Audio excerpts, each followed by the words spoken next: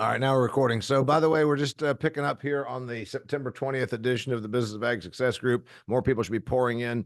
If you're just picking this up and you're saying, why does it sound like they were already in the conversation? Because we were talking about oat milk. I made the point that Oatly, the Oatly CEO and whoever his second in staff are understand marketing promotion better than the entire milk marketing promotion program and the $380 million of checkoff money that is wasted. That's what's coming up in next week's episode. I'm sorry, 2 weeks from now. No, next week's episode of my Business of Ag program. Because I talk about promotion and ag. The two biggest glaring examples of badly understood marketing are the two biggest checkoff programs, beef and dairy, that bring in literally more money than like almost all the other checkoff programs combined, and they still are terrible at it. Dairy actually has 3 marketing programs that are funded through the processors, the producers, and one other one, and they still don't understand it. They stuck with Got Milk for 24 years, which was okay. They stuck with Milk Mustaches for 22 years. It was clever at first. Anyway, it's about beyond promotion.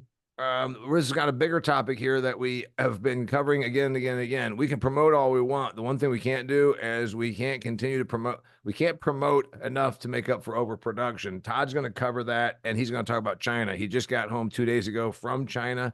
I've got some stuff on China about these tariffs. I'm going to be shooting a video about that very topic. And then we got Michelle Klieger, our guest. Michelle Klieger, for you new people, by the way, a bunch of you are going to be watching the replay. Some of you that are watching the replay remember Michelle Klieger. She was one of the original Business of Ag Success Group. And as I said, and you've got to be old enough like me and Galen to even get the comparison, like Diane Chambers leaving Cheers. Michelle left us. Michelle left us for greener pastures. Stuck me with Kirstie Alley.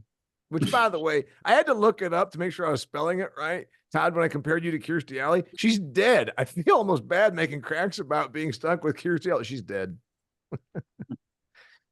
Anyway, and from that one. Yeah, and she's from Wichita. I didn't know any of that. Anyway, all right. So, Todd, you want to lead us off without any further ado about what you saw. You were in both Brazil and then in China, but your LinkedIn post is nothing that you and I are not aware of.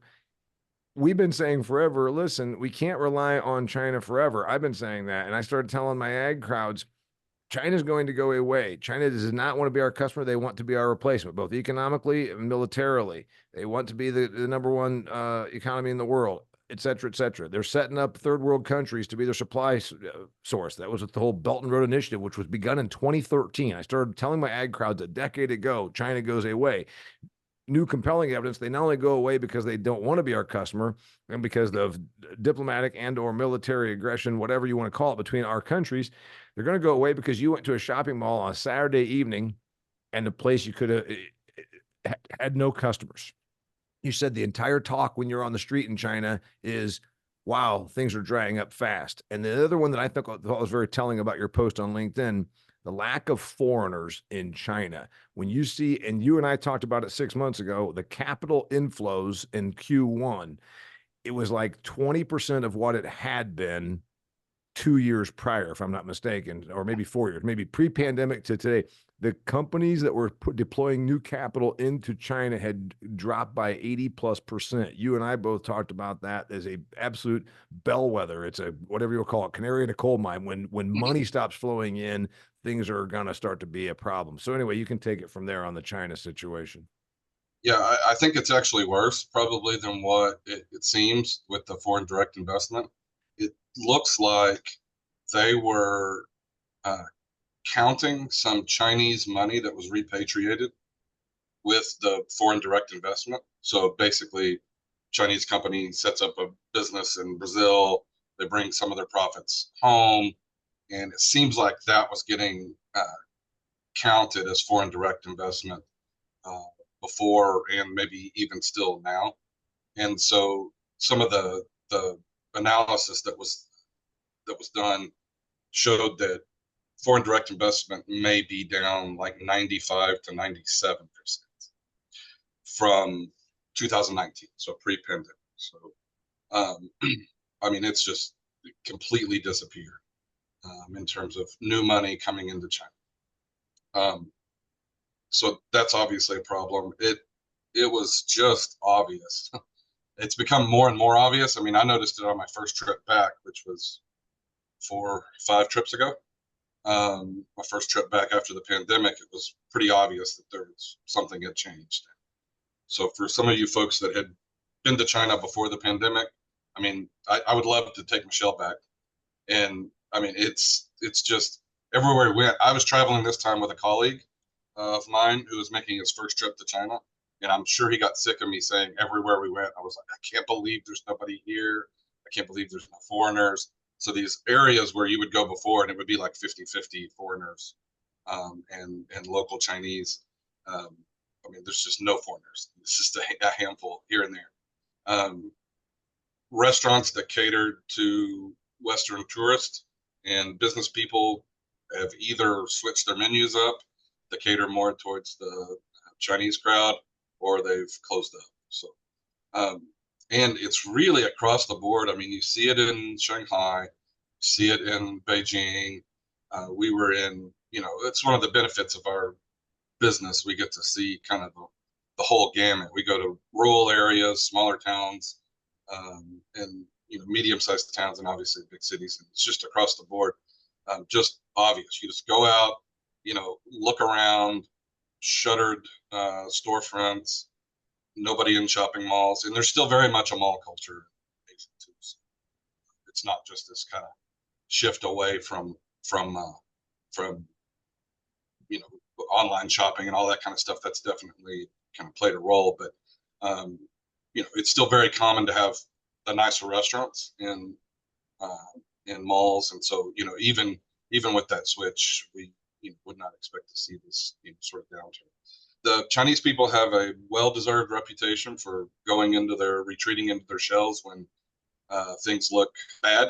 They have a very high savings rate, which obviously is probably the smart thing to do from a personal finance standpoint, but it's a nightmare from an economic standpoint.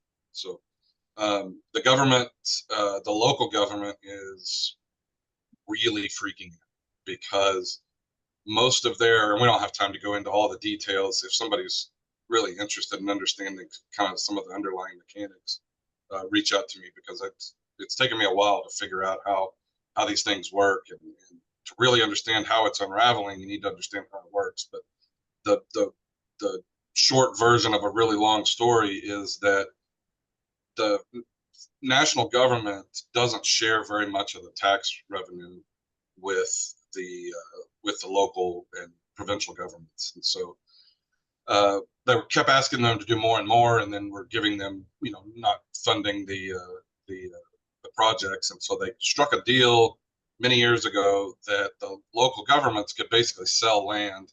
They don't actually sell land, because you can't. The government owns all the land, but you lease land, and then they could take the proceeds of those leases, and that's how they were funding local governments. So when no construction is happening, when no construction expansion, whether that's infrastructure projects or housing or whatever, when none of that's happening, local governments don't have any. They basically, you're talking about local governments, their revenue sources just completely drying out, and they're showing up at all of these meetings. You know, there's a foreigner in town, first of all, it's news now, and so they showed up at almost every one of our meetings, you know, trying to drum up business, trying to get our farm to swine business is actually going pretty well right now, and so some of them are looking to expand. And I mean, these government officials are like vultures on a carcass, because there's just nothing else going on. So and then it came up at every conversation that we had, every dinner meeting, every meeting with old colleagues, with clients, everybody's talking about it.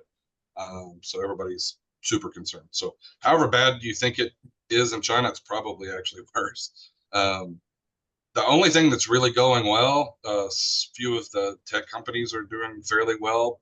The EV companies would be doing quite well. The battery companies are doing quite well.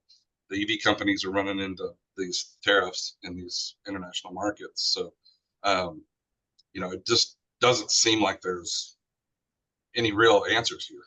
There doesn't really seem like there's any solutions that seem practical at all. So, I've been pretty negative on the Chinese economy for a while, and I've really been trying to argue the other side of it, and it's getting harder and harder. It's just, I mean, if you're wanting to look for good news for the Chinese economy, you got to dig pretty deep and flip that delusional switch. They're in for a rough ride. I think it's going to be a long-term rough ride. In terms of ag, lots of talk starting about self-sufficiency. So Wait a minute. the Starting.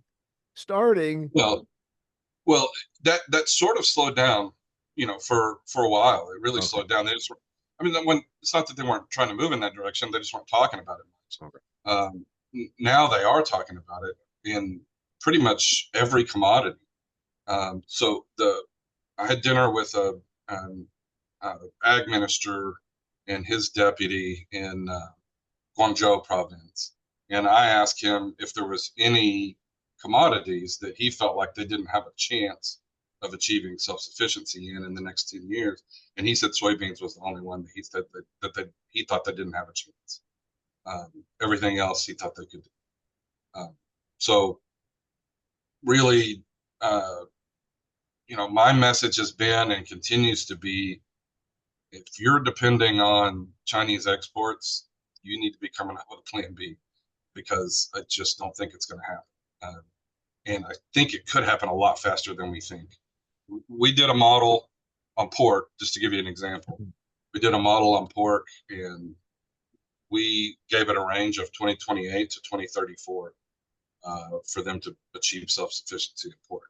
Now, that doesn't mean they won't import anything, but if you go back and look at pork imports to China, exports to China in 2007, 5, 6, 7, that's what you're looking at. It's basically, it's variety meats only, and it's really just a carcass utilization. So again, pork is kind of a canary in the coal mine here, but I just don't think the other commodities are very far behind. They're making good progress in their own production. Demand is going down because there's less economic activity, and demand is going down because of demographics aging rapidly and population is declining. So if you're looking for a reason to be optimistic about the Chinese economy or exports to China, I'm all ears. I'd love to hear it, but I'm really struggling to find any reason to be optimistic. I think this message needs to be shouted from the mountaintops, because whenever I have this same conversation with farmers, like, listen, China wants to buy from the cheapest provider, and we are not that. And South America can beat our ass, right? They're proving to, and they don't want to do business with us any more than they have to. And I'm not kidding.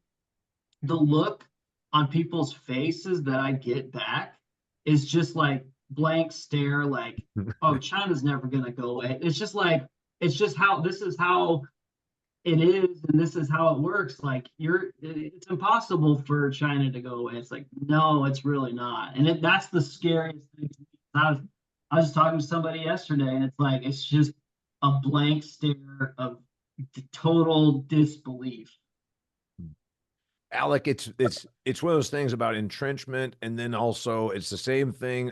The same farmers you're talking to, if you use the word, welfare mentality or an entitlement mentality, it's almost the same thing that's been created in our ag sector because it's lasted long enough. It's when something's around for a generation, and the China phenomenon has essentially been almost 20 years. I mean, you can go pretty much 15, for sure, 15, 20, probably years. And that's long enough that it's created the mindset that somehow, like you said, it's just like, when we make these cranks here, I've been on stages when I told my first audience a decade ago that this whole thing about feeding the world and never-ending population growth was completely bunk. That audience just looked at me like I'm surprised they didn't give me the hook. And then it's something that they don't quite get. So this thing, real quickly, I just tried to pull up the numbers for 23. In 2022, we were at 36 billion. I think 22 is our high record mark. Of course, commodity prices, we must be careful that commodity prices are down 30%, let's say. So 36 billion was the exports to China, which was about 18% of total ag exports. I thought I saw projections, and maybe Klieger or Todd, somebody else has numbers. I think we're going to be we're going to be under 10 this year is the projection. Am I right? Like we're going to be like 1/4 of expected exports to China are going to be about 1/4 of what they were 2 years ago. Have you guys seen those numbers? By value, I think that's pretty close. And Like I've under been 10 encouraging billion. people, you hardly ever see the volume numbers. I mean, they're there. I mean, the USDA reports, it's not like they're hiding them, but everything we look at is by value, and that's, I mean, not that that's It's misleading when soybeans are at $9.40 as opposed to $13. Yeah, so but yeah, the bushels might be there, but when you do it by value, although bushels are down certainly on corn, maybe not so much on beans. We got to hear from Michelle. Well, and We hear from nobody's Cleaver talking also. about this, but I mean, like we lost corn to Brazil. Yeah. I mean, they're now the #1 corn exporter in the world as well, you know? Yeah. And it's like, I mean, the amount of, you know, people sticking their heads in the sand in the US is just mind boggling. I mean, I'm getting more speaking invitations outside of the US than I am inside.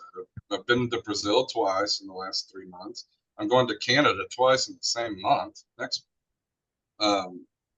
You know, the people in China, you know, I've been giving these talks in China. Obviously, it's, you know, a little different angle or whatever, but I mean, it's like everybody in the world is coming around to this except the US. Producers here are just, I mean, they don't want to hear it.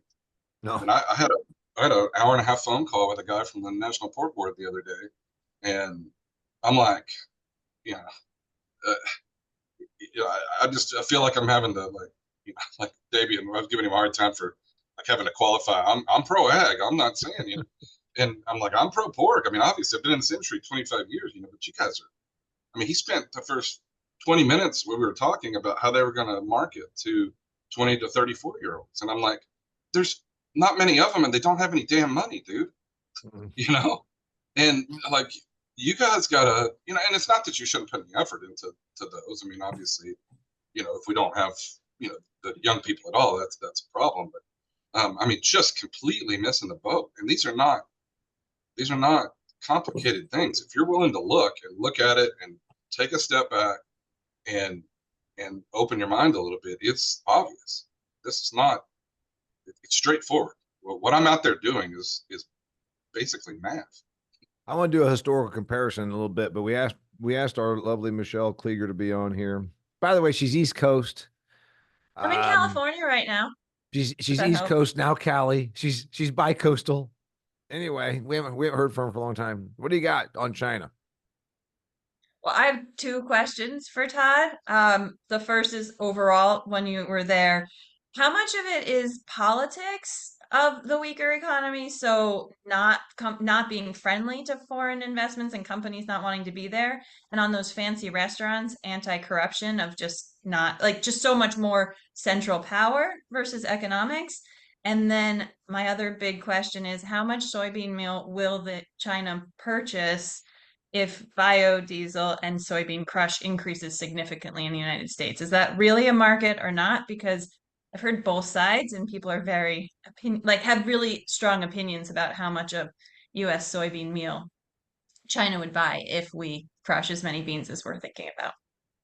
Yeah. So the interplay between politics and economics is really the key to trying to understand China, and that's the most difficult part. From my perspective, they're not doing anything to help themselves politically. I mean, their timing is just terrible. So you know, at the most important time for them to be open, they're closing. And if you just look back at historically, China, when they're open to the rest of the world, has thrived. And when they've closed themselves off, they've struggled. And they're just making the same mistake again. I mean, they're right up there with the Russians in terms of making the same mistakes over and over again and never seemingly learning the lessons. And so I think the most important thing is it looks to me like, and I spent some time visiting with Michael Pettis, Peking University, and if you want to understand the economic situation in China, he's pretty much got it. And so he writes a lot, and publishes a lot of free stuff. So check him out. And his thought is that there's really two potential resolutions to this, and that is, one is an economic crisis, short-term, painful economic crisis. And his analysis from a pure economics is that is probably the right way. Just rip the Band-Aid off, recognize, we've got some real bubbles here, let them burst. It's going to be painful, but the overall process will be shorter and less impactful if we take that approach. The other option is to try to engineer a slow landing. And that is a lot more politically powerful, right? The idea that you have an acute political crisis or acute economic crisis is frightening for them politically. And so I think what you're seeing here is the national government, the party, moving towards this soft landing kind of approach, which is probably going to stretch out into a Japanese style lost decade or more. So politically, that's probably more acceptable. Economically, it's probably going to be ultimately more painful. And I think the big mistake that they're making and the miscalculation there is when you stretch that out, at the end of this lost decade, you're going to be bumping up against the demographic realities that are really going to start hitting home with that. So, like I said, how politics and economics interact is really the trick to see how this plays out. But I think it's probably going to, in the short term and probably the long term, ultimately exacerbate the problem. And remind me about your second question. Soybean meal. If we increase, with Yeah. sustainable aviation fuel, what are we going to do with all that soybean meal? If it's cheap, they'll take it. It will be cheap because we'll have it coming out of our ears. If we actually get the legislation to push this renewable diesel thing, and they use 20% of the soybean as oil to make diesel, there's going to be this glut of soybean meal. Hell, we're gonna have it everywhere. I mean, it's gonna. Well, I can't think of enough ways to use it. Soy burgers are coming back, maybe. Hell, I don't know. Well, so as in your checkoff points, they're convinced they're gonna feed it all to aquaculture. Still, 30 years of research on how to feed more meal to fish has continued to be a top priority. Which is interesting because if we use all the soybean meal to make fish, the consumption of seafood per American, I don't think has moved in terms of the poundage in our lifetime. I mean, maybe in the last 30 years, it's like 4 pounds of salmon, 4 pounds of shrimp, and an additional 8 pounds of all other seafood combined, 16 pounds of seafood. Maybe cheap soybean meal makes seafood so cheap that that salmon replaces chicken as the cheapest protein next to Spam. Honestly, that would be the only way I see it working out, Michelle. Well, I don't think it's going to either. It's just amazing how much is spent. Yeah. So that agriculture minister that I had dinner with in China, I asked him how he thought that was going to play out. And most of those government guys are completely worthless, but this guy was pretty sharp. I mean, kind of really on the ball, spoke really good English too. He said, so they want the soybeans. They don't want the meal. They want the soybeans because they need the oil. Yeah. And so his theory, which makes sense, is they would rather buy from Brazil anyway, just politically. They don't see Brazil as a threat. They see Brazil as a potential ally. And so he says, I think we're going to buy whole soybeans from Brazil, and a lot of that excess soybean meal from the States is going to go to Brazil. Mm-hmm. So he says our excess meal will go where? That makes sense. To Brazil. To feed their pigs, and poultry, and their aquaculture. Mm-hmm. Hey, I want to throw out there a couple of thoughts on this. oversupply, which we're the only people that seem to understand. I don't know. I'm not being arrogant or patting ourselves back, but we seem to be at the forefront of understanding the oversupply issue. To Alex's point, you go and tell the person in Central Illinois that we really don't need all the corn, and they just look at you because they still think it's about feeding the world, and we're all going to, they're still stuck on those old messages. The ethanol situation, I've got another episode coming out about that. I spoke to an ethanol group in Southern Illinois in August. The CEO of the Renewable Fuels Association has been on my show twice before, and he'll be on here in a couple of weeks as my third appearance. Ethanol at 20 is the concept here, and I'm going to bring this back to China and globally anyway. We invented the renewable fuel standard 20 years ago. That's why I said, let's have you on and talk about renewable fuels at 20, ethanol at 20. Yeah, we had ethanol before that, but essentially it was this legislation passed in 04 and acted in 05 that gave rise to 197 ethanol plants that are essentially almost all in the Corn Belt, of course. The amount of stuff we're making, quick numbers in case you didn't know this, about 11% of your gas tank is ethanol. I mean, just across the whole United States of America, about 11% of what's in the gas tank is ethanol. 16 billion gallons are going to be made this year. We're going to export about just, what did he tell me? Just about 2 billion of those gallons. What's that? 88%, something like that. So it's maybe 10 to 12%. Anyway, the point is it's a growth area, and talking to him and now realizing where we are, we invented it because we had $1.80 corn in 2003 and 4. And the loan deficiency payment, my brother with USDA used to always talk about LDP. And I said, so this is a loan. He said, well, if we think it costs $2 to grow a bushel of corn and the market price is $1.67, we're going to go ahead and say, we're going to set the number at $2.12. I said, so then when do they pay it back? I said, well, they don't. And I said, well, then how the hell is this a loan? Well, it's not, but it's more palatable to pretend it's a loan, but it was actually just a subsidy we gave to corn farmers 20 plus years ago, 23, 25 years ago. The LDP went away because of ethanol. What we really did was we transferred that payment of subsidy to then just a requirement to make ethanol and put it in the blend. So what that did, of course, was increase demand for corn, albeit through a government mechanism, legislation, if you will. And here we are. 40% of the corn crop last year is going to be a little less than that this year, only because we have so damn much corn. There's only so much capacity. About 36 to 37% probably in 2024 is going to go in the tank. Why am I talking about this? I see with what we're talking about, 15.2 billion bushels of corn, 4.6 billion bushels of soybeans. We're making literally 50% more of both those commodities than we did 25 years ago in the United States. The only answer is, as we continue to then have these trade wars, which are brewing and are going to happen, and we have a softening global economy, and Chinese people are not going to double their caloric consumption over the next 20 years like they did over the last 20.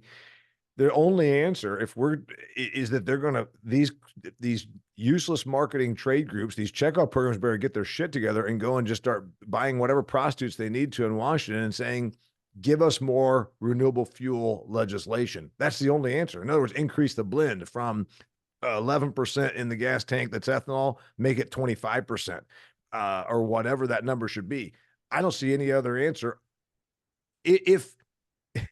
And I'm not calling for government action. I see that's the only answer to keep the demand where it is, because it's obviously not going to happen by going overseas. So the only answer is, and it would be palatable for these groups to then say, it's green. It's green. It's all part of the clean energy initiative. So that's the only hope, I think, for the glut of soybeans and glut of corn, is increase the requirement of blend ratio for ethanol. And that way we can just keep, ramping up, expanding some ethanol plants. And then you better get this sustainable aviation fuel thing going and figure out a way to do it with soybean oil. That's my thought. I'm not saying I want government. I'm just saying that's about the only hope for using up all of this literal pile of stuff. What if you ban GMO crops?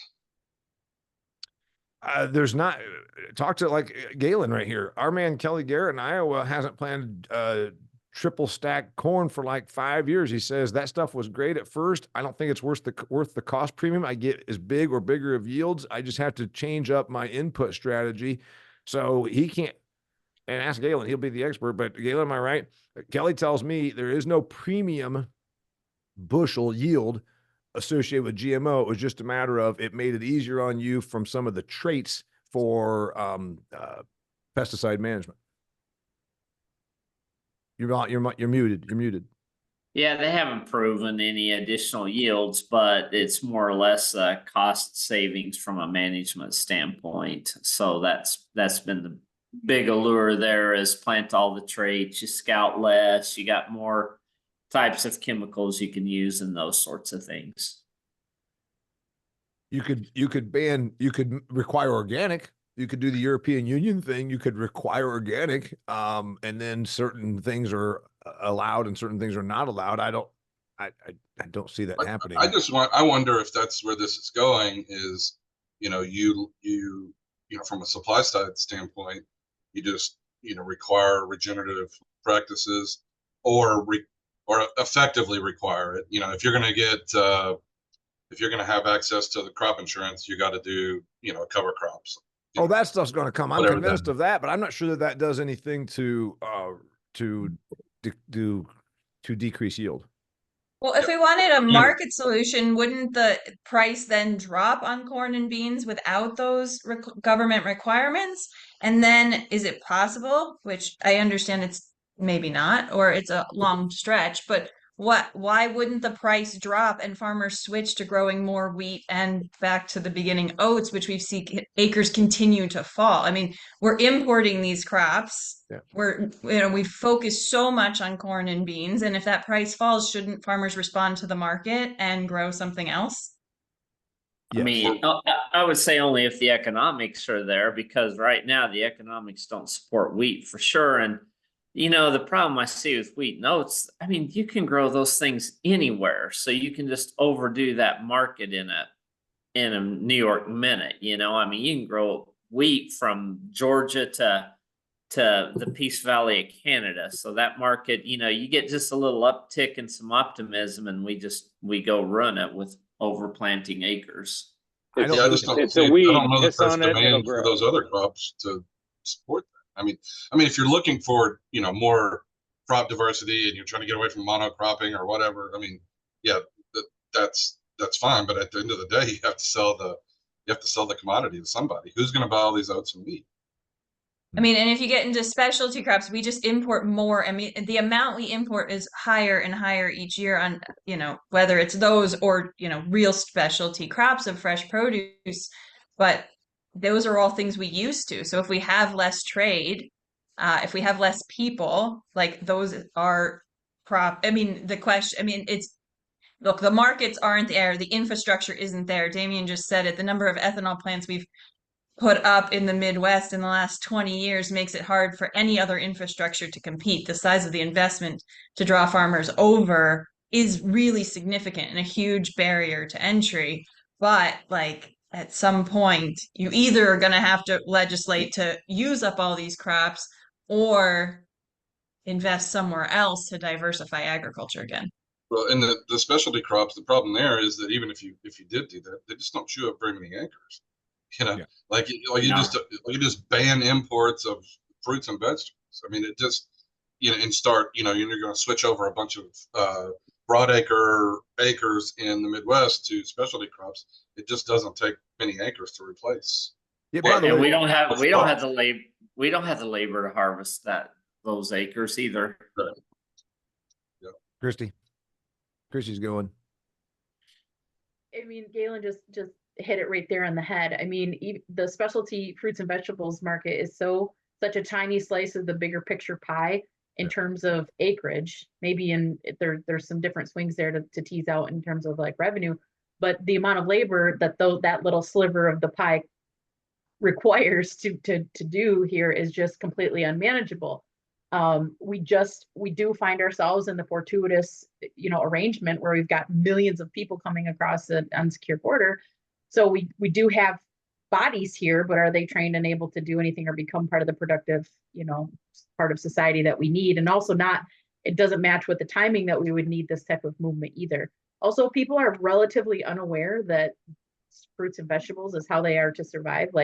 People are just like, generally consumers are still, even though they're buying groceries, they just have such a gap in their understanding of what it takes to produce those things, that there's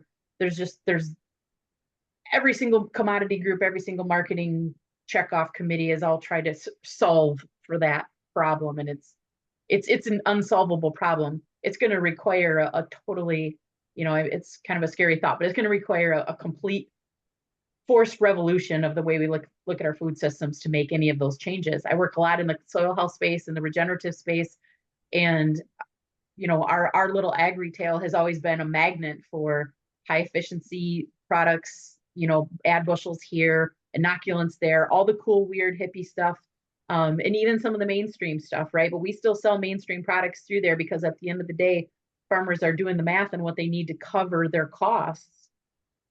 But they're also in a system that is being perpetuated by those same products. The cycles and the acidification of the soils because of the chlorine-based fertilizers are utilizing, the nutrient cycling, water infiltration, all of the other like mechanics of systems that aren't reliant upon urea and glyphosate to survive. It's a whole different ballgame, and it requires a different mindset. And so it's extremely difficult for a farmer to have a foot in both areas. Like Kelly, for example, he just like, listen, we can do just as good with, managing our agronomics and managing our weed bank and managing our nutrition by saving ourselves $100 an acre by eliminating the traits. Like that is just a very simple calculator question. And it isn't even talking about the carbon footprint of that acre that could potentially go into these other systems, right? The carbon intensity scoring that's being driven by the ESG market. Like these are questions that people aren't ready for, and they don't believe it's happening. And here in Michigan, where I'm at, we've got a couple of ethanol plants that they couldn't even carry a water bucket to the size of ethanol pipelines that are in like Iowa and Illinois and some of these other areas that are corn belt areas. And yet we still have farmers that are trying to produce corn at the corn belt levels and are going to go broke doing it because they're unaware of the fact that they can do this so much cheaper without. Anyway, we also have the sugar market, right? Michigan represents 165,000 acres of sugar beet production, and that is a tremendous dollar amount in the bigger picture production space here in the U.S. Sugar production between cane sugar and Red River Valley and some of these other areas. And we have leadership there that's marketing sugar based on who they'll need it. They're going to buy our sugar. This is their marketing strategy.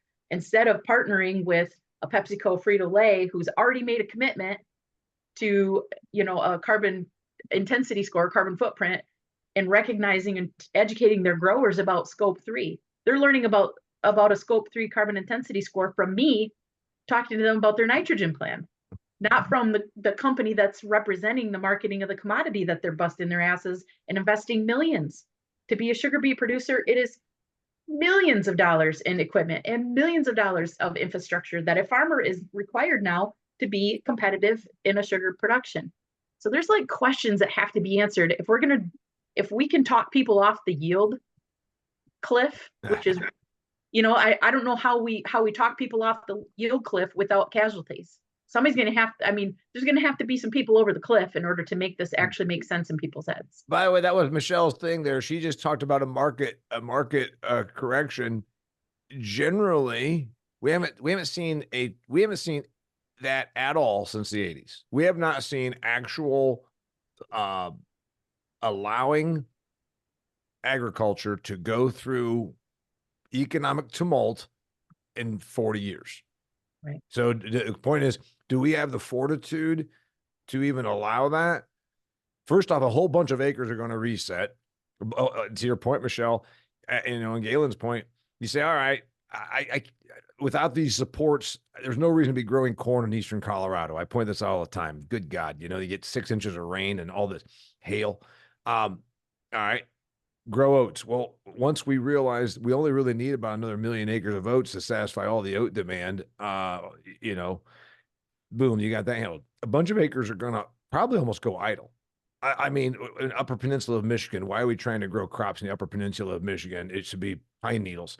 So a bunch of those kind of marginal acres reset, which means there's some economic sting in Western Kansas, you know, or wherever these more hell-bent places are. So the thing is, but you probably also trigger a huge amount of innovation. You know, and you know, I talk to, I go back to pork because that's what I know the best. But you know, I talked to folks in the Chinese pork industry 5, 6, 7 years ago, and I said, you know, they were wanting to know why their productivity was so poor, and I said, your productivity sucks because you can suck and make a lot of money. You know, until you have to be productive in order to make money, you're never going to get better. Why would they get better? You know, and so, you know, there's some of that. You know, there's going to have to be some pain, but on the backside of that, you're going to get some real innovation. And I think some of this frustration about the uptake of this ag tech stuff is because people can, you know, not suck at, you know, Chinese pork producers from 7 years ago level, but you know, they don't have to be better. And so if you start looking at, you know, supply side, demand side, whatever you want, the demand's going to take care of itself. You start looking at the supply side and you say, okay, maybe we put limits on irrigation. Maybe we put limits on, you know, chemical use. Maybe we put limits on chemical fertilizers, you know, that really, you know, start to trigger some of these innovations, and people can't irrigate, people either quit producing or they start figuring out how to do it dryly. Generally, the United States system is we've legislated to prop up demand. We've not legislated to limit supply, with the exception of the Conservation Reserve Program to take acres out and pay you to do so. Those things that you're talking about obviously would play very well with the environmental appeal, but you talk about if ag, which I know how ag would react, they're not very good at marketing, but they would go right on the thing of saying they're trying to starve you by taking away fertilizer. So I would not want to see that, because, you know, if you start talking about a European Union style thing where they make bold announcements that by 2030, half of our acres are going to be certified organic, then it creates a little bit of a panic almost in that regard. But I appreciate everybody's coming up with everybody's another plan. Hang on, Ryan. I appreciate everybody's like thinking and well thought out arguments and strategies and ways of implementing it. The thing you're missing out on is the human condition to take the path of least resistance. And I'm sorry, but the path of least resistance here is to just pass legislation to move biofuels through our fuel tank. Create demand. That's what I said. Create the demand. Yeah. So, I mean, it's like all of these other ideas of, you know, let's start growing fruits and vegetables on the rooftop gardens and all that stuff. I mean, that sounds cute, but let's go ahead and realize that that's just not going to fly. It's a lot harder to execute than what people think. The path of least resistance here is renewable diesel, sustainable aviation fuel, and let's just get to fucking producing and make different. And that's the one that you know everybody is happy with. I mean, you don't really miss anybody else doing that. Nope, you don't. And an airline, and an airline passenger is willing to pay an extra few bucks for an airline ticket and make themselves feel good about the green initiative. Yeah, and people already Lufthansa's worried about it.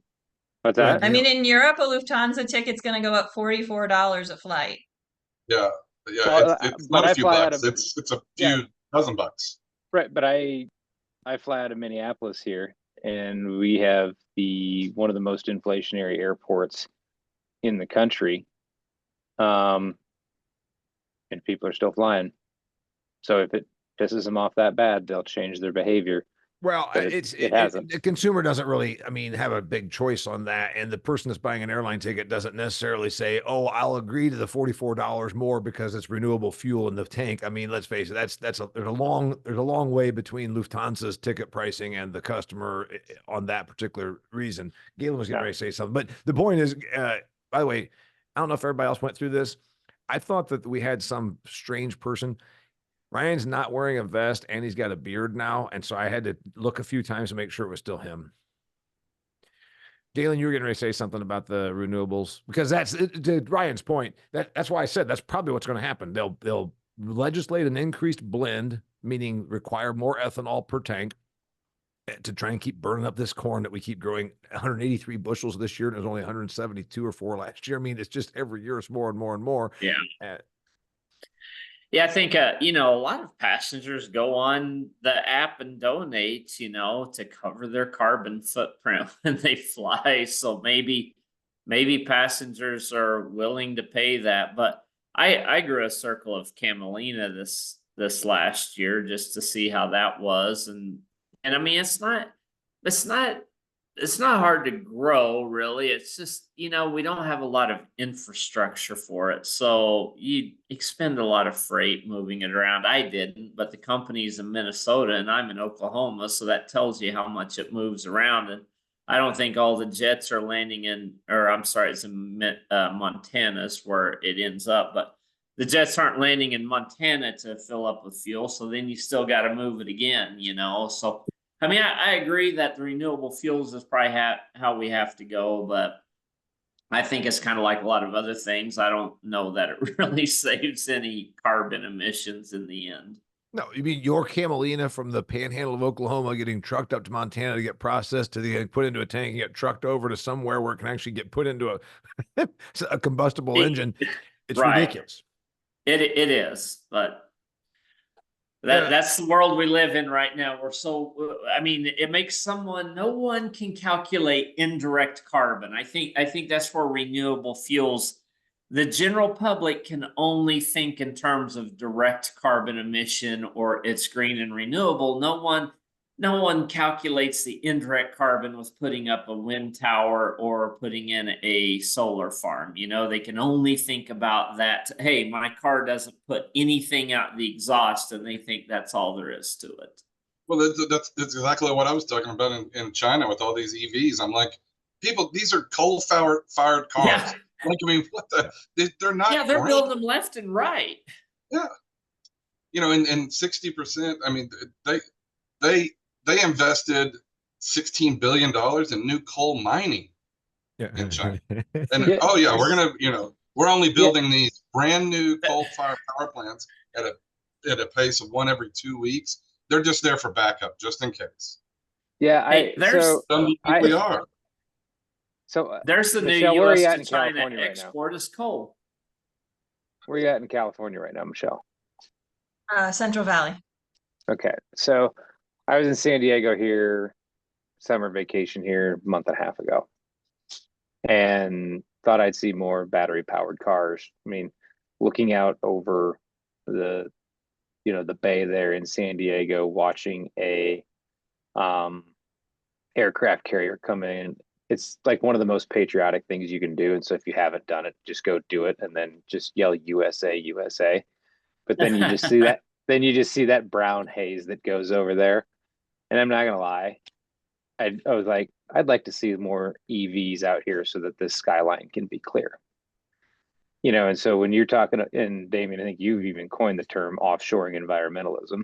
I don't know if you stole that or if that's actually your I term, made but it it's up. And by the way, it's a great term. It's a fantastic term, but that's kind of one of those things where if we can go ahead and clear up that skyline, so, you know, I can root Top Gun style, I'm kind of supportive of some of that stuff. And like Todd, when you're looking at those battery powered vehicles in China, doesn't that clean up the air out there in those cities? But then it kind of, instead of offshoring it basically just moves it to a different part of the country. Yep. Moves it to the next province where there's 9 coal-fired power plants because Right. yes. But that doesn't make the skyline hazy. And so we talk about path of least resistance. You got to think of just that's what those people think about is how do I make the San Diego skyline less hazy? Oh, more battery powered cars. That's how simple we have to make these interactions between us as producers and the consumer of the product. It has to be that dumbed down and simple. God, he's a dream killer. I swear. Like every time we can get creative, he's like, well, the reality is, and he's freaking right every damn time. This is Well, it's because we're just not that smart, myself. Well, included. the point, so I have to And go we ahead and want sell silver bullets. I have to sell to my kind, and I'm just not that bright. well, the answer has been forever and ever. You know, like I said, to Michelle's point, the last time that ag was allowed to fail was 40 years ago. okay, 38, whatever. By about 88, by about the time I graduated from high school, yes, it was 1988. It's about when the bloodbath was done, because by then those that could still stand stood, and then that's about when it. So 6 years ago, it would be hugely corrective. There'd be a lot of drain on asset, meaning if you take out some of this stuff, Michelle, those people that are farming in eastern Colorado, they don't realize their ground is worth $40 an acre, but it is, when it has absolutely almost no redeeming value, because it doesn't get precipitation, nor is the weather that favorable, nor is the soil worth a shit. All of a sudden, the redemptive value of some of this stuff is just, like I said, I use the Upper Peninsula of Michigan, and Christie's home state. I spoke to a hay group several years ago, and they told me they grew Timothy hay. They get one cutting, and it's like, 1 ton per acre on a good year. And I said, my God, I'm running the numbers. I'm like, okay, that's an economic return to that acre of like, $400. What could the asset be worth with, not to mention the work. So a lot of acres would switch, and it'd be pretty, probably, honestly, that's the other thing, not just for the energy on the propping up of the bushels for soy and corn to go into our gas tank. That's the other argument for taking farm ground out of production and putting in solar panels, because then it obviously decreases supply. I think the water thing I think that's going to be a thing. I think Galen's not, he can grow those circles now, but you're going to have to figure out how to grow squares or something. Because I really think that's the one area where you have enough leverage. I mean, I'm in the Dallas-Fort Worth area. My water quit working this morning, and I'm pretty sure it's a capacitor on my pump. But, I mean, there are people's wells that are drying up, and, that's going to resonate with people. That resonates with urban people, where there's, the shortage of water. And so, to me, if you're in one of those areas that, where I grew up, in the Texas Panhandle, that gets 19 inches of rain in a really, really good year, or anything less than that, I think dry land or prairie land is the future. And that's going to be painful, but I think that is a leverage point that has enough constituency to gain some ground. And maybe you get enough people pissed off enough about Roundup to, put some limits on that or something like that, maybe. But the water thing, I think, really has a potential to impact supply in a meaningful way. I want to go to, by the way, Michelle Klieger is an ag economist, and she is bi-coastal. What are you doing in California? Are you working? Yeah, I was at a ag labor summit. So discussing ag labor and mechanization and imports, especially in specialty crops. So that's what I'm doing here. All right, we didn't go, so give us the highlights. Give us the top 3 highlights of that conference, and we'll just all get it from you, because we didn't pay to attend. I mean, I think that's there's this convergence of, we need more migrant labor, we need more mechanization, and we're going to have more imports on all of these crops. And just the numbers to make it work are challenging. The demand for H-2A visas is higher than ever, but the thing that I didn't realize was how much older the ag labor workforce has gotten. And so you don't see young people taking these jobs, whether they are natural born or foreign born. And so actually really interesting, in the strawberry fields, they've started putting the strawberries up on tables, and the average age of those workers is 55, because they can physically do it still, and then you just aren't recruiting 20-year-olds at all. And so there's a huge productivity issue there. There's only one place in the world where you can go get young people to do that kind of work now, and that's Africa. It's where? It's Africa. It's the only really? place. Yeah. Tell me about the production on tables. You mean the strawberries are actually grown in elevated beds all season? Like hydroponic strawberries are popular inside, but these are actually outside. I send you a picture. And so the tables are raised so that they're actually like, counter height, and then you can walk through and you can put a cart, so you're not carrying those bins, because the strawberries are one of the highest labor products in the United States. It's hard to mechanize strawberry harvest. It's one of the hardest things to mechanize. You really can't. But I mean, I might be wrong. I just don't see that I don't see that sort of production being able to compete in the world. There's a tremendous cost to elevating something, putting soil in there. Well, they're soilless. Oh yeah, I mean, they're soilless, I soilless. guess, but yeah, still, but I mean, if you look at the amount of acres of outdoor grown strawberries in California, it seems like a lot to replace. I mean, so there's trials on it. It's definitely not the norm right now. The other ones are to deal with soil, growing the same crop over and over, and pests and diseases. The raspberries and blackberries Driscoll is putting in tubs as well. And a combination of you have fewer pests and you can restart the soil, but also with warmer temperatures, they're not getting that hard frost over the winter. So they're actually moving them all into coolers and out of coolers again to get that, which actually increases production because you're able to stagger the peak dates. So again, like it's this trade-off of labor. And I think that was another one is most of the mechanization isn't going to necessarily reduce labor. It's going to augment labor. And that went back a lot to processing tomatoes of we still need the same number of people harvesting tomatoes, but we're able to do it in combo bins and we're able to do it with a lot of equipment. And so it's less physically demanding and you get a lot more output for the number of people you're hiring. Did you like cheat to get into this thing? Because you're from Maryland and obviously you don't know anything about any of this stuff. Did you cheat your way into this conference? I mean, you talk a lot of numbers about a lot of different industries, so I think it's something you can learn. All right. So by the way, on the tech front, there's so much money that was thrown into ag tech at your conference to replace labor. We still don't have an answer there. Ag tech that was going to make our combines more efficient, ag tech that was going to, there's better map our fields, drones. What's the story on tech replacing hands? For me? Yeah. Did you hear any presenters talk about we have a product that will, because remember, we've mechanized the harvest of tree nuts. We've mechanized the harvest of, apples are still, tree fruit is still a problem. Tree nuts are mechanized. Tree fruit requires a lot of hands. Things like strawberries and berries require a lot of hands. What's the story on, did anybody get and say ag tech in the next 3 years is going to do this?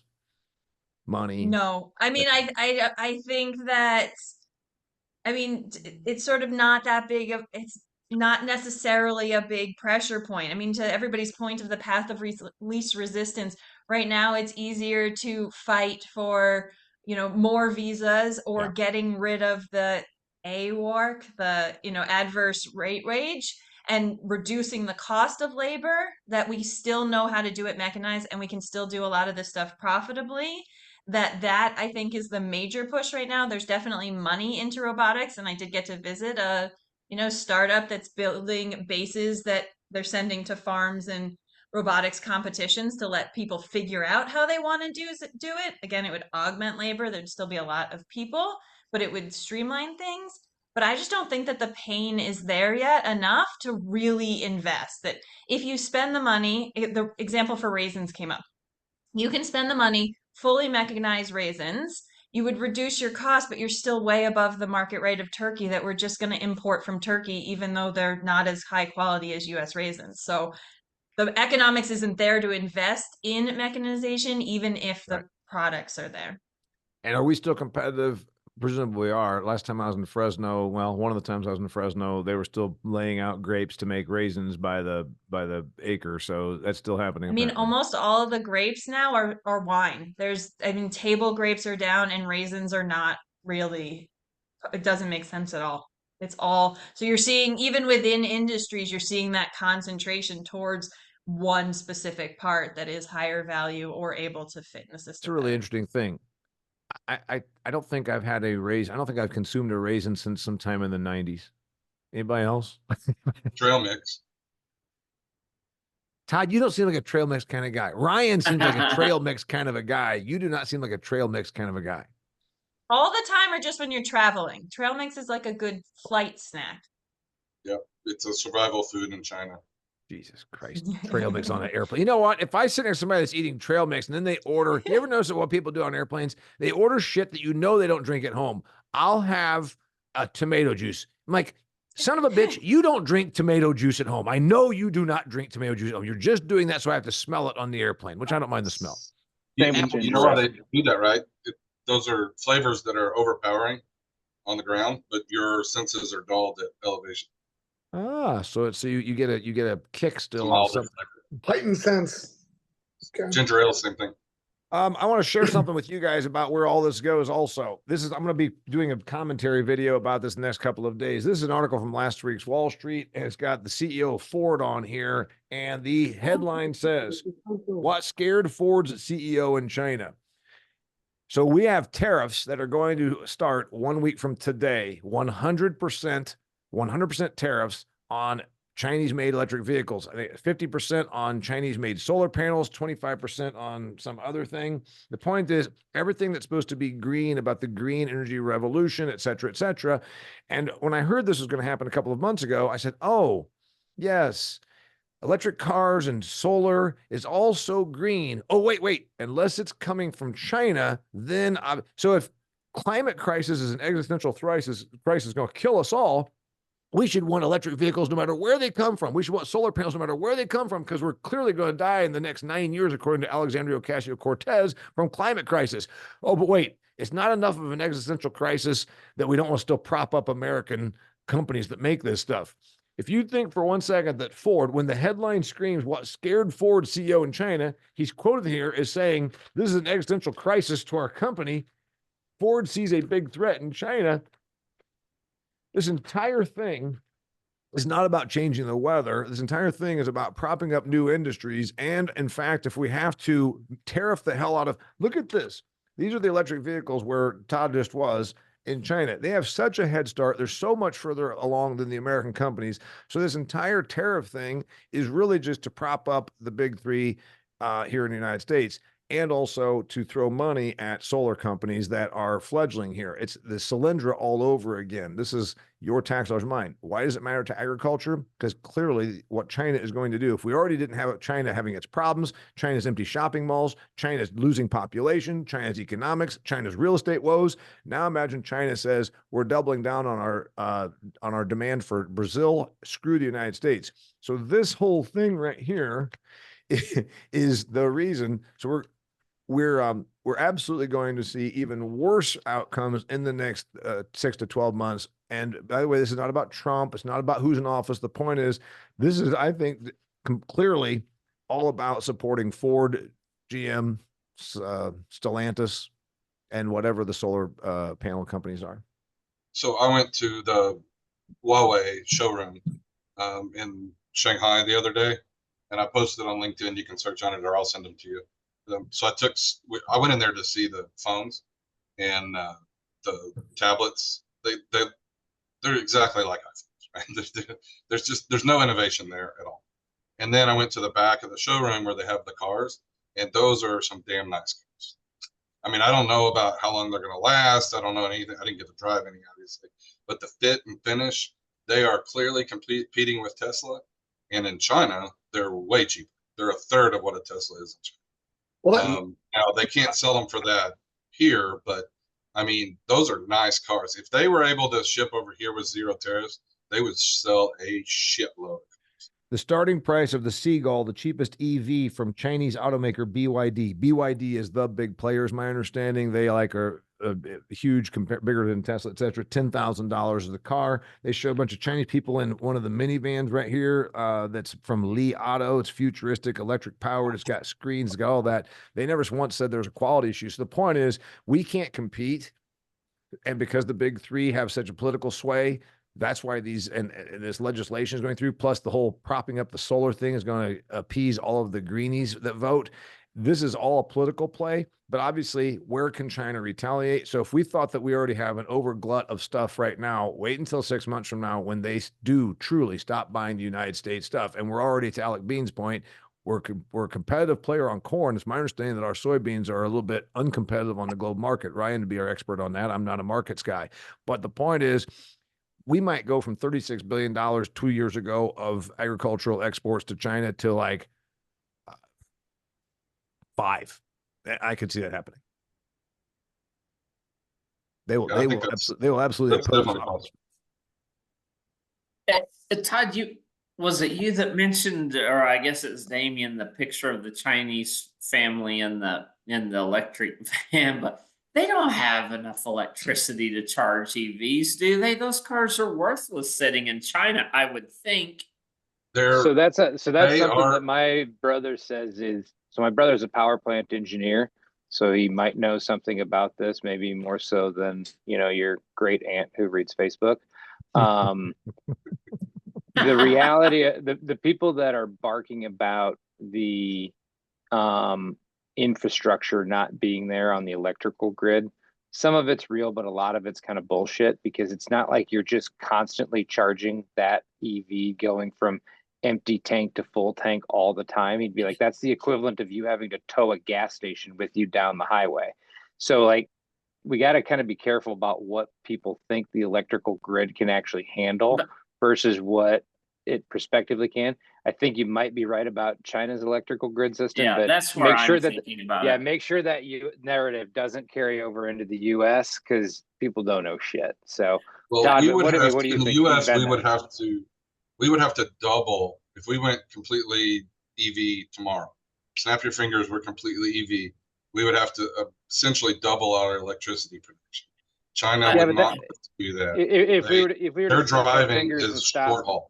yeah, but if we were to because I mean the truth is like if we were to snap our fingers, stop producing all internal combustion engines today and switch all over to EVs, that would take 18 years. I mean, how many 1994 Grand Ams do you still see on the road? And Pontiac hasn't been an actual brand since 2009.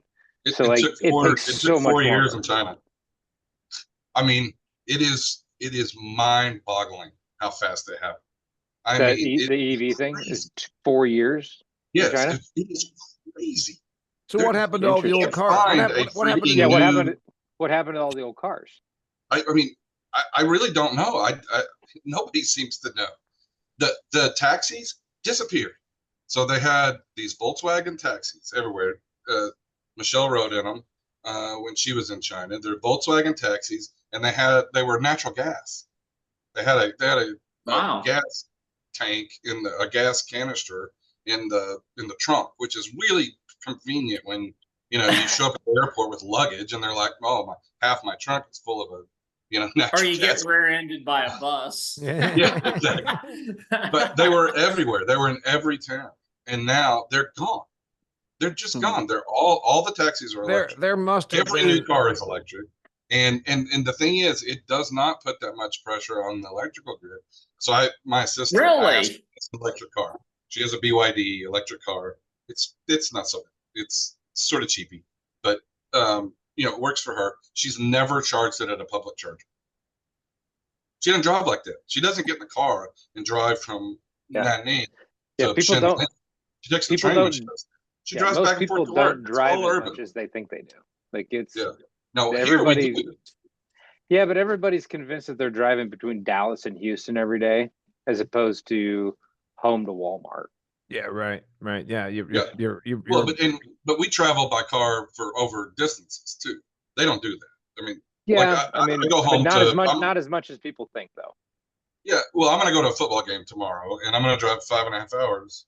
And one day, I'm going to drive 5 hours both ways. So wait. You're going to a Texas Tech. You're going to a Texas. You're going to a scrimmage in Lubbock. You're not going to an actual football game. Let's just go ahead and put that out there. That could be true. But I'm going to drive 10 hours tomorrow. They don't do that in China. They would take the train. But in reality, though, you could take a generator with you, take your EV, charge while you're sitting there drinking beer and watching the football game. Like, if you think about it, like the execution of you making that trip electrically isn't as far-fetched as what most Americans think. I want to throw this out there. The only problem right now is that Tesla has a big network and the other cars can't use the supercharger. All right, so go back to this now. Prediction in your head.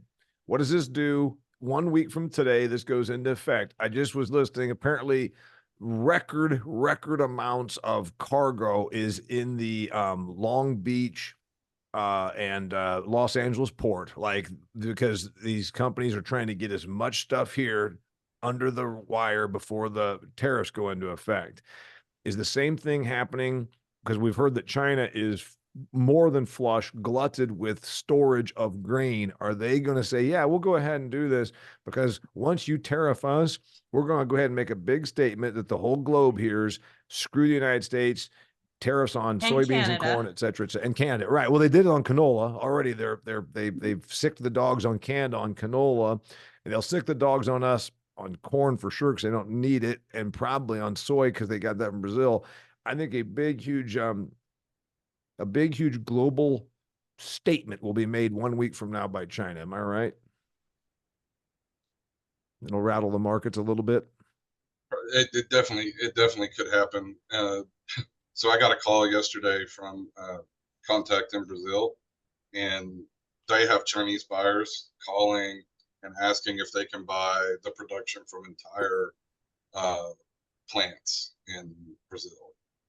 And so, I mean, they're definitely planning on doubling down on Brazil. You mean pork? Forward.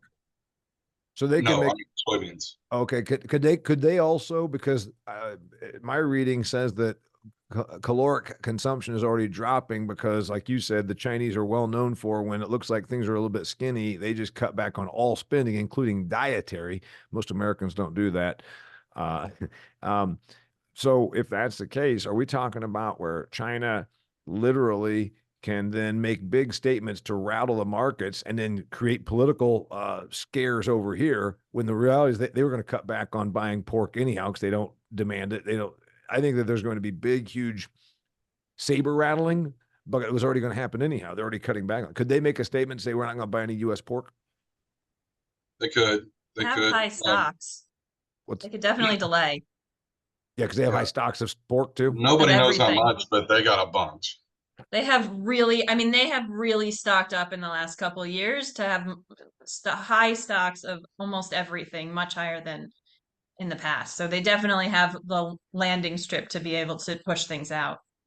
The exact amounts are actually covered by national security regulations in China, so nobody knows exactly how much they have, but it's a bunch. It's probably more than so I say that they're already stocked up. They're smarter than us in this regard, or they're better at fighting than our dysfunctional government. And so they're going to then make a huge saber rattling announcements starting a week from now with this whole tariff thing. Now, the question is, and I want Ryan's input, eventually do they win?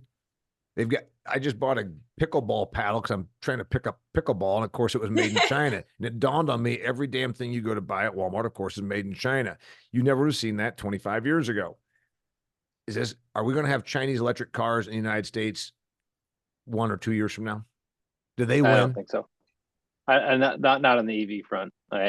It's such a, because the lobby is too strong from the UAW. well, but it's such a yeah, there's that, but then it's just such an obvious, like, I don't want to say tombstone, but like it's just such an obvious marker. Yeah. That it's not a pickleball paddle, it's replacing a Chevy. There's something there's something Americana about the car aspect of things, and it would be just such an obvious admission of defeat. I mean, that's where trade negotiations break down. I mean, the US and Japan can't agree on ag and autos, so I don't see why it'd be different with China. You know, I tend to agree with Ryan, but at the same time, you know, the Japanese basically took over the US auto industry, you know, and not with EVs, but with better manufacturing processes and non-union plants. But we were that was it took till the 70s before they got a foothold, and that was 30 years post our military disagreement with Japan. So that they were already fairly well complementary to us in many ways, whereas China obviously is adversarial to us. So I don't know, but honestly, I'm not asking a question because I think I know the answer. I mean, I'm serious. In 1 to 2 years, do we see Chinese electric vehicles here because they win the battle and they say, well, you know what? It's good for the consumer, and you know, it's this way. I don't know. Yeah, If they let them in, they will decimate our auto. yeah. Well, and to It- Ryan's point, it's not. It's a symbol. It's the symbolism of it is, yeah. When all of a sudden it's not a Chevy, it's a BYD. It becomes very. Then they win. Well, but do they do it a stands for little? build But your they do dreams. it. But do they do it with? Do they do it like Japan did though, which With was a little bit components? at a time? Well, Yeah, no, but a little bit at a time. So they let the first autos in the 1970s, right? But you didn't all of a sudden see Datsun and Toyota have massive market share until probably the late 90s, early sometime in the 2000s. 90s, probably. Of course, Well, they. yeah, because It the also helped that Japanese take a 50-year outlook on things and they get a little bit better every single day. it also helped. And Whereas, one thing that won't happen, Japan then came to the United States and constructed automaking facilities. It's doubtful that you'll see communist China do that. They're not. I don't know, they own our pork processing facilities. Yeah. They would like to.